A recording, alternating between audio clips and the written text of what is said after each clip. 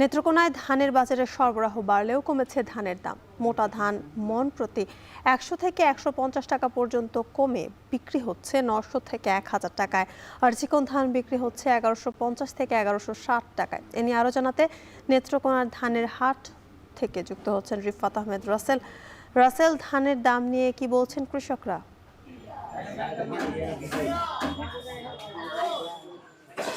জ্যোতিকা, আপনি যেমনটা বললেন, নেত্রকোনার অন্যতম বড় যে ধানটির হাট রয়েছে দুর্গাপুরে, এই ধানের হাটে কিন্তু আজকে সকাল থেকেই ধান নিয়ে আসছেন ব্যবসায়ীরা। তারা যেমনটা বলছেন যে এখন কিন্তু গেল সপ্তাহের বা গত মাসের তুলনায় কিন্তু ধানের দরদামে কিন্তু কিছুটা ব্যবধান হয়েছে। অর্থাৎ গত সপ্তাহে যেখানে মোটা ধান বিক্রি হয়েছে 1100 থেকে 1000 টাকার মধ্যে, সেই ধান কিন্তু মন প্রতি 100 থেকে 150 টাকা কমে কিন্তু এখন বাজারে বিক্রি হচ্ছে 900 থেকে 1000 টাকার মধ্যে। এছাড়া হচ্ছে চিকন যে ধানগুলো রয়েছে, হাইব্রিড চিকন ধান বিক্রি হচ্ছে 1000 থেকে 1050 টাকায়।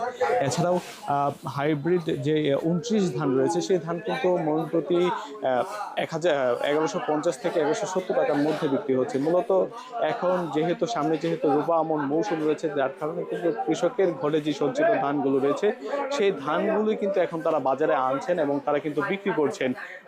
চাষের যেই খরচ, সেই খরচ মেটানোর ফলেই কিন্তু এখন যেহেতু কৃষকের হাতে অর্থের প্রয়োজন, সেই অর্থের জন্য কিন্তু তারা বিক্রি করছেন। তবে তারা বলছেন যে ধানের দরদাম নিয়ে তাদের অভিযোগ রয়েছে।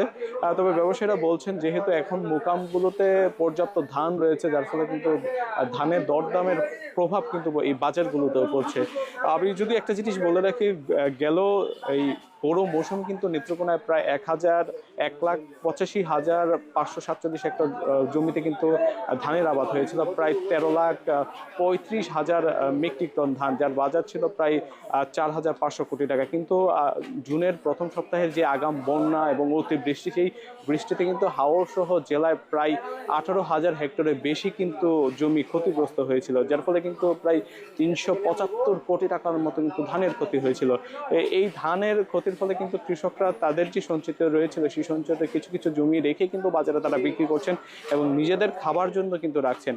মূলত এখন যেহেতু মৌসুম শেষের দিকে এবং নতুন আবার চাষের মৌসুম শুরু হচ্ছে, যার কারণে কিন্তু কৃষক এখন ঘর থেকে ধান তারা বিক্রি করছেন।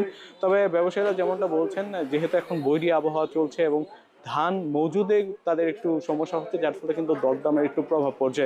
তারা বলছেন যে আগামী যে দিনগুলো রয়েছে, সেই আবহাওয়া ভালো হতে কিন্তু ধানের দরদামও কিছুটা বাড়তে পারে। তবে এখন বলা যায় যে একেবারে মোকামগুলোতে চাহিদা একটু কম থাকার ফলে কিন্তু দরদামে প্রভাব পড়েছে। তবে কৃষকরা বলছেন এখন যেহেতু তাদের একেবারেই চাষাবাদে খরচ বেড়েছে এবং এই ধানের বিক্রি করতে গিয়ে তারা যেহেতু একটু সমস্যায় পড়ছেন, যদি দরদামটা একটু বাড়ানো যায়, তার ফলে কিন্তু তাদের যে খরচ, সেই খরচ মিটে কিন্তু কিছুটা লাভবান হতে পারবেন। তো এই ছিল আমার কাছে নেত্রকোনা থেকে ধানের হাট থেকে বিক্রি সর্বশেষ। জ্যোতিকা। ধানের বাজারের খবর জানাতে যুক্ত ছিলেন রিফাত আহমেদ রাসেল।